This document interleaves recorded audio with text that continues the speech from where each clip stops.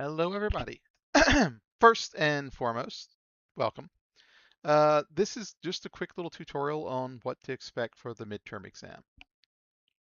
Now, the midterm exam will cover everything we've covered up to this point. The first part of the test will be terms. So I've posted a definition study guide, a term guide on Canvas. You'll go through that. You'll see definitions. For example, string is a series of letters. Float is, a number usually with decimal places, and some examples and things like that. All the way up to if statements, conditional statements. What is that? Well, it allows you to make a decision. And basically what it's going to be is you'll see the definition, you'll see A, B, C, D, and you choose the correct answer. Fairly straightforward.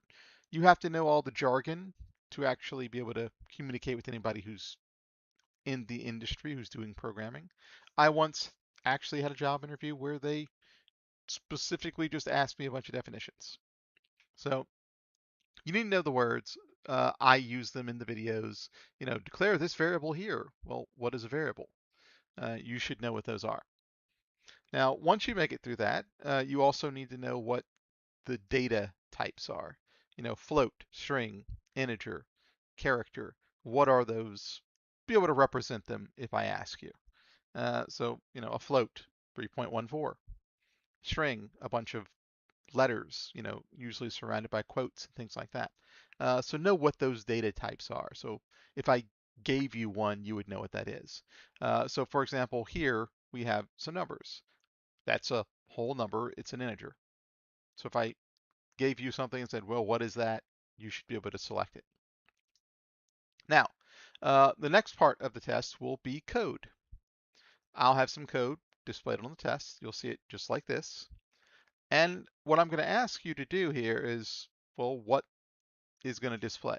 Now, you're not allowed to use any kind of program like idle or anything like that because I know it knows what this code is going to say. And if I catch you using it on the test, you fail. I want to know that you can read this code by yourself. So you look at the code, okay, what is that going to display? Well, this is going to do some math. You'll see there's actually, it says variable 1 equals 4 plus 3 times 5. Well, the multiplication is going to happen first, so that's 15 plus 4, 19. So it's going to print 19. So my answer here would be this, just 19. That's what's going to print on the screen. So what I'm asking is, what is it going to display?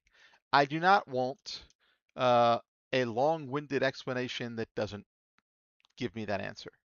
If you want to give a little explanation, that's fine, but the end result is it's going to print 19 on the screen. So, it will print 19 on the screen is what you'd want to put there.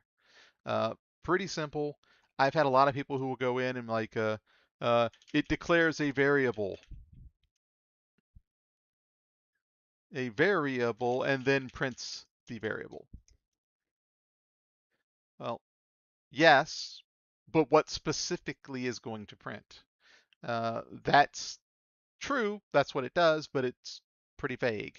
I want specifics. There's code there. What will display on the screen? I don't need a definition of the code or, you know, a long-winded explanation.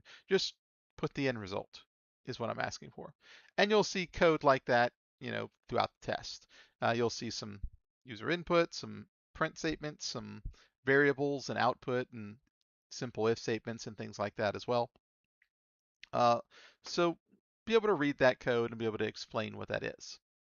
Now, the very last part of the program, or I should say the test, will be a program. And it's going to be very simple. For that program, you will have to open up idle, obviously, to be able to write it. You can open up any other projects you have with you. So this is where hopefully you have been working and keeping track of all of the programs, writing them out and everything. You can't Google for that. You can use your programs that you've already built.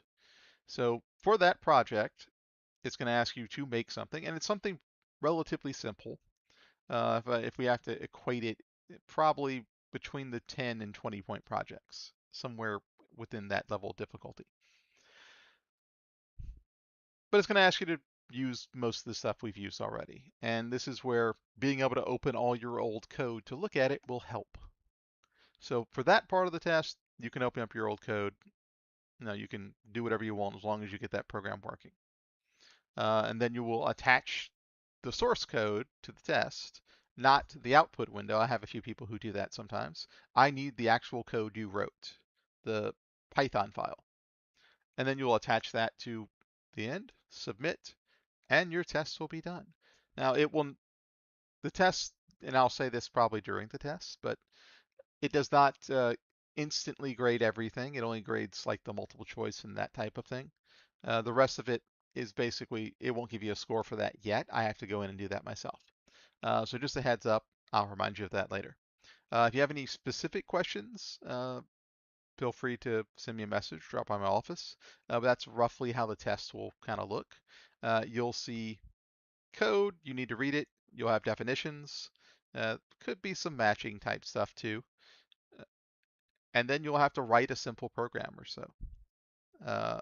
Might be one or two, depends how the test is laid out. But as long as you've brought your code, bring it on a flash drive if you want, you should be okay for that. And you'll have the entire time, I'll tell you what timing that is from beginning to end to take the test. So if you have any questions, feel free to reach out.